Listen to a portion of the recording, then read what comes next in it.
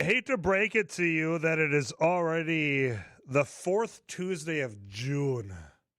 That means the summer's going way too fast, but I look forward to one aspect of it being that case. I mean, it's Real Estate Remix with Poonam and Aruna with Better Homes and Gardens Real Estate Advantage 1 in the studio. Ladies, welcome back. How we been? Good. Busy. Summer is busy. Yeah. It's going by really fast. Yep. And I've downsized, guys. So, yeah. Oh. Body aches. You've been on the move, huh? Yeah. But it's never fun. You got to just hire that out. Because right now it's to the point I can't even get my friends to come out. I had movers, but it's still a lot of work. Yeah, I imagine it always is. You forget all the things you accumulate over the years. Mm-hmm. If you have questions about buying or selling or anything that involves real estate, 35270 is where you can send those in. And that's where we'll start. I want to talk about what we just heard on KFGO News when it comes to a bill that passed the U.S. Senate on housing. But we take listeners' questions first. Tyler, this question's for Poonam and Aruna. Do appraisals make the numbers work to satisfy the lender? No. So I would say no. So appraisers don't favor anybody. This is literally a third party hired by a bank. That's why the recommendation is when even appraiser going to the house, buyer or seller or agents should not be even present at the house. This is totally a third party working their due diligence to make sure the house condition and the house value is what it is, what they're selling it for, basically. Yeah, and the guidelines have become even more strict since the 2008 crash. So now, we're all humans. Can there be a mistake? The comps they have picked, can there be some mistakes and errors in calculations? If your realtor has found some and you can challenge those, of course, they're open to the challenge and, seeing if there's a mistake done or error, I would say. But no, they're not fibbing numbers with a handshake and a wink down in the lender's office. No. Okay. No. Nothing under the table. No. Okay. Well, very good. Thanks for texting that in. They're not going to jeopardize their license. It is really hard to become an appraiser. It's how many hours? I think 6,000 hours or whatever. I don't remember, but of shadowing somebody. So no, it's not easy to become They have to shadow somebody for years in order to have their own license. Oh. Yeah. That sounds like way too much, and that's not something that I would want to take part in. But I'm glad others do to actually get through this process. Yeah. I wanted to ask both of you because we were being told that this is a historic bipartisan vote, that the U.S. Senate passed a home ownership bill. I think it's the Road to Housing Act. I just heard Tina Smith, a Democrat from Minnesota, John Hoeven, a Republican from North Dakota, talking about this is going to make such an impact on housing, about supply, about cutting red tape, about building new homes, getting investors out of the market.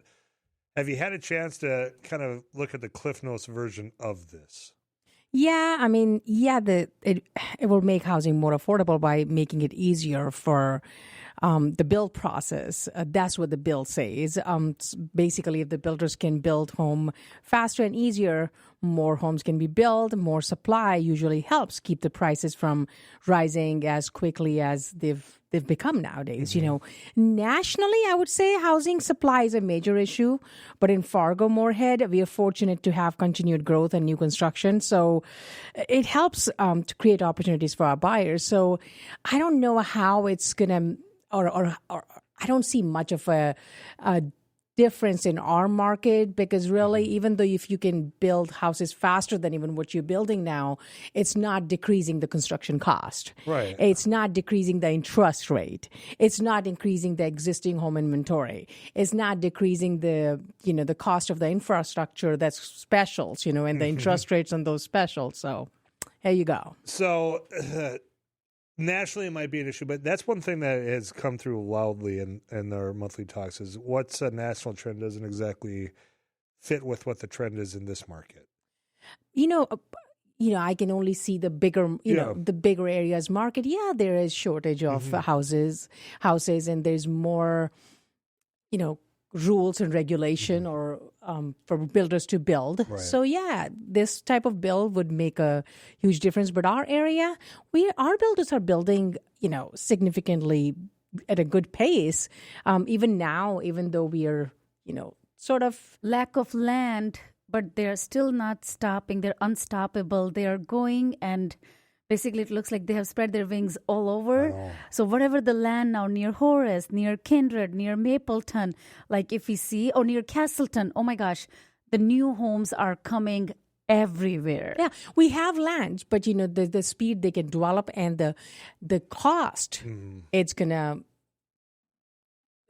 have like an effect on specials and stuff. Right. That's what our issue is. Well, that's what I was saying. I mean, this bill doesn't seem to address that. It's like, okay, yep, we're going to cut red tape, as the bureaucracy says, so you can go build it faster, but it doesn't get the plumbing out there. It doesn't get the sidewalks, the streets, so all that, and that ends up on those specials for that people are concerned about.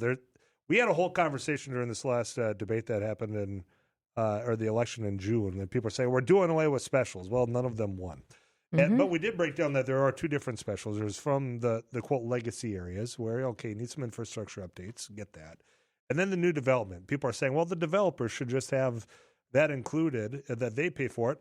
But I imagine that's going to increase the cost of the house. If you're saying the developer, you have to pay for the sewer or whatever the infrastructure is, but then you can put that on to the price of the home. That's going to price people out of that as well, I would imagine. Well, I really think the developers are not going to take the whole hit. So the way in bigger states, like what the developers are doing, basically when they're opening this development, they're crunching those fees or this extra cost to develop the development. They're putting this in the lot cost instead of giving it to the homeowners over 30 years. Sure. So they're putting that big chunk in the lot prices up front. So I think the first owner of the house will take a big hit versus where we are doing throughout the years. Spreading it out over 30 years. Exactly. When it comes to decision, I would say knowledge is power, because, okay, when city is doing it and they're borrowing money to do it too, and I've noticed the interest rates on those specials are roughly between 4 and 6.5%, 7%. And that's for our mortgages right now, we are at 6.5%. So really it's not much of a difference. So the only difference would be now you're borrowing that $40,000, $50,000 extra and paying it off in a way if it's done by the builder, versus when you sell your home and there's a specials of like $20,000 left after 7 years. The buyer who is buying is taking those over. Yeah, so I really like this. So one owner does not have to take the whole hit to basically whatever this development needs to be developed and whatever. Sure. So I like first owner stayed in that home for 3 years. He took care of his part and still maybe 30,000 left. Second owner will come and take over. yes, because the alternative to that, which we advised our clients to do during COVID time, when the interest rate had gone down to like 2.5%, 3%, of course you could still pay off those specials, because now you are paying off $40,000 to the city, where the interest rate is 4 to 8%, versus your interest rate is now 2.5%. Right. So yeah, you were saving money there. So you have the option to pay it off if you want to. Should have had this conversation with you two before that election, because some of the wild claims that were coming from some of these candidates of how those specials work were so off base. And of course, like I said, none of them won in their elections. So that's behind us now. One more thing on this bill that I wanted to ask you two about, because I get this regularly when I have you two on, is how many investors are buying up these single-family homes? Now you have all these companies coming in, they're buying them up, and that's what's raising the cost of these single-family homes. Is that happening in this area that you believe? For apartment complexes, yeah, we have, very good investors. But I would say we still have more local investors than the higher end outside investors. I think what's actually affecting our market or inventory is the people who are either, first-time home buyers or downsizing or local investors. And it's less investors compared to nationwide, I would say, who buy single family or twin home. That's like good for our first time home buyer market. So no, I would say.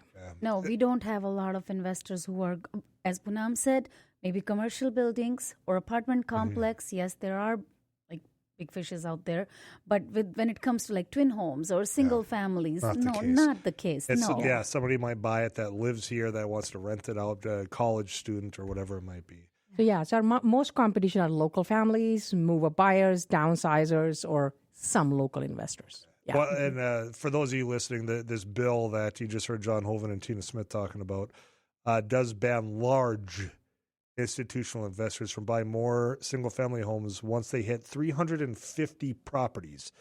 And what I just heard, that ain't happening here, not to the extent of what this bill is trying to accomplish. Yeah. 35270 is the Adventure RV Text Club. If you got questions, they can go ahead and answer those for you. In studios, Poonam and Aruna with Better Homes and Gardens Real Estate Advantage. Well, that was easy to say, wasn't it? We'll come back to more right after this. Only have a few minutes before the bottom of the hour news. I'm going to get to the text club. Question for you, ladies. Are sellers with a 3 to 4% mortgage motivated to sell? Are they willing to bend on price negotiations? Comes in. Well, I would say, first of all, it depends on the scenario. Like, why are they selling? You know, if they are going to different state, if they're relocating, and of course, it depends on the realtor and the seller, how they listed that price. Yeah, if it's below market value. If the house is in great condition and it's listed right, yeah, you wouldn't get much negotiation. There might be multiple offers. But if the house... So there are sellers out there who are older or financially not in a position to fix even some of the cosmetic stuff. Yeah, I always encourage my clients to try it. If a house, that's the only reason a good house will sit in the market. If there is some work needed, or if it's high price, otherwise prices are going pretty fast.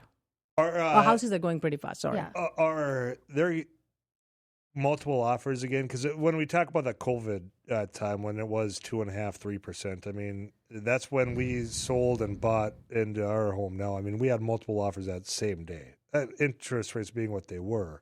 Are we back to having a lot of these listings getting multiple offers, or just dependent on all these variables? Again, not a lot. It depends. If the house is listed below price, absolutely. It just happened to one of our own client. Our client ended up going, for God's sake, like almost $25,000 more than the asking price. And I think it's still a fair value because it was listed below market value. So I don't know why I, as a realtor, would never encourage my clients to list like that low just because you want to, you're leaving so much money on the table. Right. So generally, multiple offers, either the property is listed below market value or there's unique features about it. Let's say we all know how the newer developments have smaller lots and stuff. And if somebody wants that specific area but want a larger lot, or want to be just on that street, who knows? I mean, there's so many trees. Yeah. There could be a unique feature that's attracting so many buyers, and it doesn't come often. Yeah, you'll see multiple offers, like Blue Mountain Lake area. Like if there's a property reasonably priced, and like one of the property we sold, we got multiple offers on that one because those type of properties are hard to get by. Sure. Yes. I want to go back just for a moment before KFGO News, just because I think this will be brief. We're talking about those specials, and you two explained it in a way that I think was very valuable for people to actually dissect why they are utilized the way they are here, but maybe not elsewhere. Aruna, you were talking about people coming from other states saying, hey, what in the hell are these specials? But they have HOAs, which we have those here too, but not to the volume that other states do. That's got to be one of the major questions asked from those people that are out of state, though. Absolutely. So when I meet like families who are relocating here, I do talk to them, or like whenever we are talking about the housing market here, so I do say, hey, we have specials here. And they say, what do you mean by that specials? Because it looks like only our maybe town has specials, because mostly people I talk to, Texas, Florida, even Arizona, and they had no idea what is really special thing is here in Fargo. So, of course, explaining them that, hey, builders basically, like when they're developing the development, it goes over 25 to 30 years, and every owner who is in the development, they pay for it. Yeah, or even in existing areas, specials could come up. Anytime roads, sewer line, water, sidewalks, street lights, they all cost money, and they often show up as special assessments because city's fixing it for. Sure. Yeah. But in those bigger states, people have said, oh, do you have HOAs? And that's the God's blessings here. I always say, oh no, we don't have a lot of HOAs compared to when you go to New York and, Texas. So that's another good plus, that we don't have a lot of HOAs, only for the houses like 55 plus community or townhomes. What else? The properties are right next to the golf Condos course, or, condo. Yeah. Yeah. So I would say very minimum HOAs, but then specials is always like a big discussion to talk about the people who are relocating here from different states. And, while talking about HOA, I would say, people who are listening, if there's an HOA, make sure you understand it clearly. If it could be that you can't even have a privacy fence or you can't even rent out the property. So make sure you have done your research and even how much money is available in HOA accounts. Like, is there any upcoming project coming up to replace the roof? So all that should be, checked before you make a decision about buying a property. Yeah, because the people that police the HOAs are on top of it, from what I've gathered. Well, Making sure that, hey, you're abiding by the rules that you signed up for. absolutely. If you have to change the windows, as Poonam said, make sure read the covenants, read the bylaws, because there's basically a whole group inside this association where the president, where the secretary, and all those people. So you want to make sure, are you okay, even though it's your home? As Aruna will say, there's always a Karen sitting there. I always, because I know They'll my be husband's watching. first place, he owned a condo, so we have been through that journey. So I always say there's always one Karen in those associations. So guys, be careful. Very good. We'll get you caught up with KFGO News. We'll come back with more Poonam and Aruna right after this. Real Estate Remix here on Afternoons Live. Poonam and Aruna with Better Homes and Gardens. Real Estate Advantage 1 in studio. My question for you, Aruna. Since we established you're getting this next Like, one. wake up. Yeah, no, I told you I wasn't going to ask you before it was live on air. I'm curious, what price range is moving the fastest right now in the Fargo-Moorhead area? Is it the starter homes? Is it the second homes? Is it the high-end homes? It's a high-end homes. Really? They are going like this. Like, Not going to lie, I didn't think that was going to be the answer. It's the high-end homes? it is the high-end homes, because we did not get those homes for a long time, because everybody is like sitting in those homes with those lower interest rates. Yeah. But finally, it looks like people are like, yep, it's time. And I think it's, of course, the higher end homes, because that's the second, third time home buyers, and also the price range under $350 if they are, First-time priced home right buyers and they're yeah. in good condition. Okay, so high-end and starter. Yes. That gap in the middle there. Are the ones struggling? Are the yeah. ones Okay. struggling, Yeah. yes. So the high-end, what we use that term, I'm using it broadly. Give me a price point. What's, quote, a high-end I home? would say between $550 or higher. What do you think? Yeah, to $1.3 million, Yeah. I would say. Really? Yeah. It begs the question what people do for a living around here. You don't have to answer that. I'm just throwing it No, out there. actually, you asked a good question. I know many families who are in their house number 4 or 5. And one specific family, I can tell you, they bought a house not too long ago for $800,000. And together they make about, $110,000, $120,000. And their mortgage was only $200-some thousand. Why? Because they never took the money out from the sale of their home. So they've built equity. Yes, and I think their first home, they're in their 40s. Their first home was when they were their early 20s. So So they've just been building. So their houses definitely help them to build the equities to go for one, like first-time home buyer to a secondary home, secondary to a third home. Same situation is with me. I remember my first house was literally what? yeah. Like in like early like $200,000, and then this is my 4th or 5th home.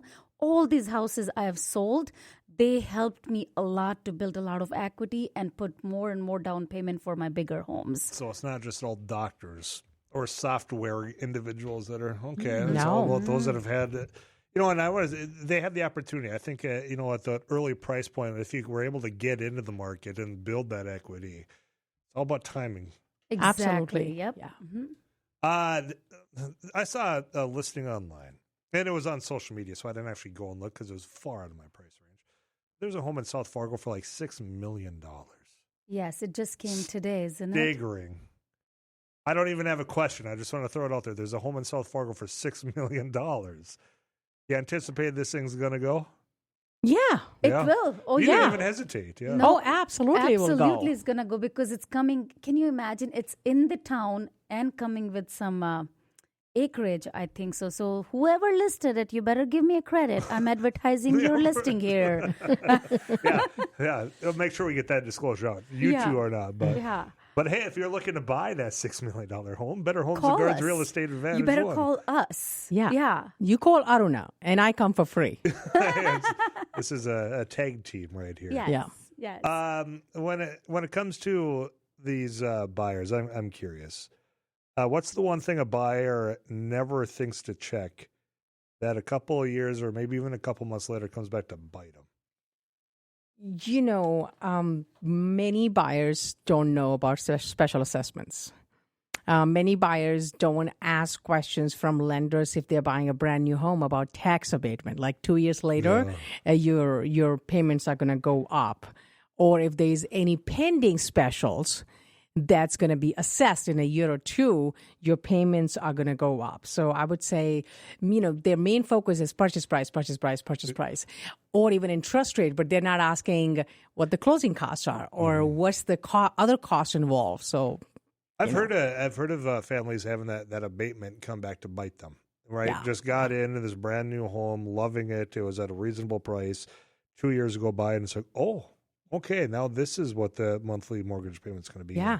Another thing is the roof age and, Yeah, but those brand new homes with the tax abatement, what I have told my clients, if you can afford those payments from the beginning, just start putting a little bit extra money in your payments. Yeah. First 2 years as well. Get used to it. Get used to it so you don't get a shock. Oh, my payments are now $300 more. Because if you were doing it from the beginning, it won't even. Yeah, and please don't just focus on the price. Focus on the monthly payments and ask what my specials are. What's the tax abatement? Because, a house on a 6,000 square feet lot versus a 10,000 square feet lot is going to have different specials, which means different payments. So make sure you focus on all that stuff. And if you're buying an existing home, there are many things to check or keep an eye or ask questions like roof age, even utility cost. Take all that in your budget. So you were in an apartment and maybe you were only paying for electricity, $80-$90. Or maybe that was covered too, or maybe even internet was covered. So ask questions. That's our first meeting is generally about budgeting. We ask our clients, how much have you budget for your monthly mortgage and your utility bills? And so those are things to know. Like your utility cost is probably going to be, depending how big big of the house you're buying or how old or new it is, $250 to $400. So and utility costs have been increasing a lot. A lately. lot, yep. Yeah. And when Insurance, yes. And when Poonam said that budget your utility cost at the same time when you're looking at your mortgage payments, make sure if you're buying one of those places has HOAs, please budget that as well because that's sometime monthly or quarterly or annually. Ask for HOA rules or even like if you have an RV and you want to park on your driveway, ask the covenant rules. Yes. Property taxes, if there's any, even if it's an existing area, is there any upcoming project coming in the future? If a house roof is older than 10 years old, it increases the premium a little bit. So, all these things are to check and keep an eye on. Let me ask you a personal question because I got the feedback from the KFGO Afternoons Live audience earlier. I'm in a bind here. I've got the ability as of right now. Now people are telling me, look, there's options. Well, let's just say I have to choose one of two. And if I make this choice between these two, which one's going to help me on the resale? Heating my garage that's fully insulated and finished, or providing power to an outdoor shed in the backyard that has got a lot of space for a lot of activities. Which one would get me the return on what I choose to do? I'll go with the garage option. What do you think? I would say it doesn't matter. Thanks, Poonam. It doesn't matter because both are cosmetic and based on your taste, you do what makes sense for you. Unless you are certainly thinking of selling a home in next 3 to 4 months, then I'll probably do my research and let you know. Even then, I would say, don't do nothing. Just save your money. Save your money and let's focus on what really needs to be fixed in the house. Well, and Aruna, you said the garage. That's where I was, and then people were convincing me to do both. So time will tell. Of course, budgetary as being the key factor there. Because is your garage attached or detached? Attached. Attached. Absolutely. First thing first, I will go ahead and spend my money on the garage because I will tell you, we bought a brand new home and our garage was not insulated in sheetrock. I have 4 dogs, and every time in the winter I was opening the garage door, there was no deadbolt to the door which goes from garage to the house. Mm-hmm. Every time, for God's sake, I opened the garage, my dogs were out. So I still think spending money on the garage, especially if it's an attached garage, will be worth than spending something on like not even attached to your home, and you will hardly go maybe like once a month in that storage Tyler, shed. I'm conservative. If you have extra money, just invest somewhere. Nah. You know, you've been living in that house for so long, and it's done its job. Yeah. Why do you need to spend money now unless it's necessary? No. So you can get opinions on all of the above if you go to Better Homes and Gardens Real Estate Advantage 1. Poonam and Aruna are in studio. I got to get a weather update from Too Tall Tom. I got a lot of comments coming in now about this conversation. And in fact, I will get to those as we round out. On top of the listing of the month, before we close out. I'm making sure you have. Okay, you do. Very good. I have it. Aruna she did come prepared. We'll come back and close out Afternoons Live next. Only a few minutes left before your 5 o'clock punch-out. Derek Hansen and the Drive Time News will be broadcasting live from Newman Outdoor Field, getting you ready for the Red Hawks game. On these airwaves, you're going to hear the Twins pregame at 6 o'clock. Poonam and Aruna are in studio, and I want to ask you the question that was texted in.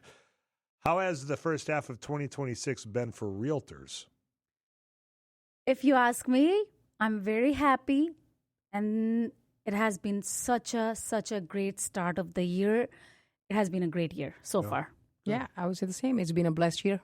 Very good. That means people are buying and selling and moving into their homes. Absolutely. Because for a little bit there, seemed like it was slow, at least from my perspective, because people are like, interest rates are so much higher now. But good. I'm happy to hear that. Yes. You have we have confirmed, a listing of the month, Aruna. Yes, I am all ready with my listing of the month. Okay. Woohoo! Okay, so the address is 6058 Martin Lane, West Fargo, North Dakota. It's a 3-level home listed for $349,900. It's 3-bedroom, 2-bathroom, 2-stall attached garage, almost brand new home, 1-owner home only. And it's sitting in a beautiful development of Wilds in West Fargo, close to school, parks, and the home has beautiful features like open floor plan, stone, granite/stone in the kitchen, and tall ceilings, walk-in closet. Another thing is it's a highly desirable area, and many builders don't have any lots left over there. So if you are looking for almost brand new home, that's the home to go for. When that price point, $349,900, and the specials are not as high as the new lots are right now in that area. Yep. Yeah. That means that owner, as you were pointing out, is taking care of their end of the bargain. Absolutely. Very good. Give that address one more time. Okay, so the address is 6058 Martin Lane, West Fargo, listed for $349,900. Please take a look before it's gone. And it will be, by the sounds of what you guys have been saying throughout the day here, that houses are moving, especially at that price point. They are. Yeah. Mm-hmm. Very good. Better Homes and Gardens Real Estate Advantage 1. You can go there and check out that listing. And, of course, you can call Poonam and Aruna. Poonam, what did I miss this month? What do you want to get out before I let you go? I would say for buyers, I have a message for buyers. Buying a home isn't about timing the market perfectly. It's about finding the right home at the right payment for the right stages of your life. So don't sit there and just wait. Act. Yeah, and the thing that I hear the most is, I'm just waiting for interest rates to come down. They will never come down. I'm sorry. Sorry if I'm breaking people's heart here, but they're never going to go what we had, or unless... remember, you're paying rent. You're paying your, $900 car payment. So, you're paying all that. So you're not just going to sit down and build wealth. You got to act. So you build wealth through home ownership over time. So that's my message. And the example that you just gave, because I had asked, what in the world are people doing to afford a $1 million home or above? Well, it's because they've had previous homes and they've been able to build up the equity. So you got to start somewhere and at some time. Absolutely. Aruna, did I miss anything on your end of this conversation that you want to get out? I don't think so, but yeah. Okay. We covered it all then. Very good. Yeah, I would give the message for the sellers that I know summer has been so slow, like June has been such a slow month, but I think July should be a great month. It's like your kids are around you to help you to get the house ready. So if you are thinking to list it, start working on it sooner than later, because we'll blink and winter will be there. So call us if you want to sell your home. Thanks for bringing that back home. That, hey, look, we're already at the end of June. The winter will be here soon. But it's true. People are like, oh, when's the proper time? Well, when you're ready, you know. Yes. So it's not necessarily about what season of the month or the year it is. It's whenever you're ready to make the move. Call you two. I don't know. Do you want to give your number out for people to call you? Yeah, for sure. So my cell number is 701-552-1706. That is Aruna. Poonam, how about you? 701-552-2937. Very good. And again, you can go to kfjo.com and find the real estate remix information right there as well. Their phone numbers and their website are all listed right there, plus a little bit of background on Poonam and Aruna. Ladies, it's been fun. We'll do this again in July. Yep. Yes, Very thank good. you. Real estate remix, again, every fourth Tuesday of the month in the 4 o'clock hour.